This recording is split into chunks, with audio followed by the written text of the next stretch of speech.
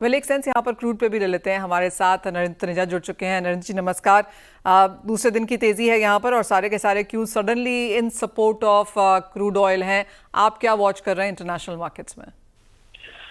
नहीं, देखिए अभी तो डिमांड सप्लाई में तो आपने देखा कोई बहुत ज्यादा वो नहीं, कोई ऐसा कोई परिवर्तन उसके अंदर नहीं आया है। जहां तक जियो पॉलिटिक्स है, यूक्रेन को लेकर के बहुत अच्छी खबर भी नहीं आती है लेकिन बहुत खराब भी नहीं आ रही है। लगता है ऐसा है कि दोनों देश, खासतौर से रूस और यूक्रेन, बातचीत अभी जारी रखेंगे और दोनों देश जो है ये नहीं चाहते कि वो अमेरिका के राष्ट्रपति उनको बहुत ज्यादा नाराज करें।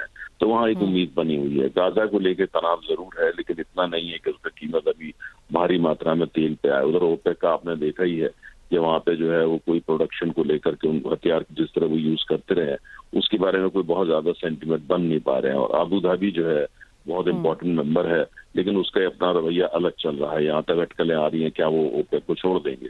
तो ये सब चलते होते मुझे लगता है कि जो आपने कहा कि बढ़ा, ये सब अभी $65 पर बैरल से लेकर के $70 पर बैरल इसके बीच में ही रहेगा। जो कभी कभी रिफ्लेक्शन होगा, कोई खास मूवमेंट होता है, इकोनॉमिक होता है या जियो पॉलिटिकल, उसको रिएक्ट करेगा।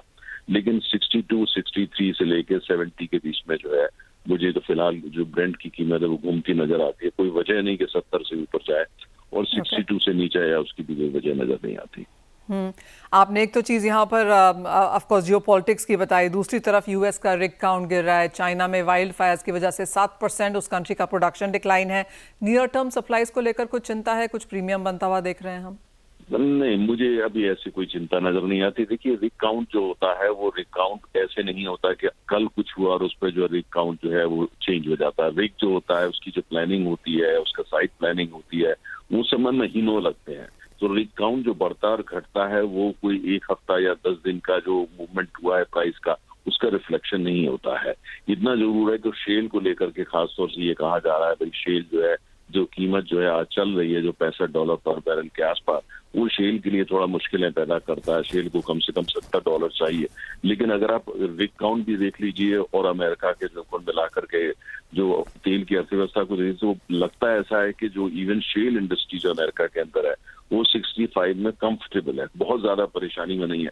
चाहते हैं वो $70 हो जाए लेकिन इसमें भी वो कंफर्टेबल है और प्रोडक्शन का जो है वो चल रहा है। तो मुझे लगता है कि अभी फिलहाल आज की तारीख में दोनों, चाहे चाइना के अंदर लेके ले लें या अमेरिका को लेकर, बहुत ज्यादा कीमत पर उसका इम्पैक्ट आएगा, मुझे ऐसा नजर नहीं आता। Fair point. तनेजा जी बहुत शुक्रिया साथ जुड़ने के लिए और वो एक सेंस देने के लिए कि बहुत बड़े कोई चेंजेस इंटरनेशनल मार्केट्स में नहीं है। ऑफ कोर्स एक सपोर्टिव फैक्टर जरूर है। शॉर्ट्स क्रिएट नहीं हुए पिछले कुछ दिनों में, हमने लॉन्ग्स की पोजीशन आते हुए देखी है और आज दूसरा लगातार दिन है जब हम यहाँ पे 65 के आसपास का कारोबार कर रहे हैं। किशोर, आप कैसे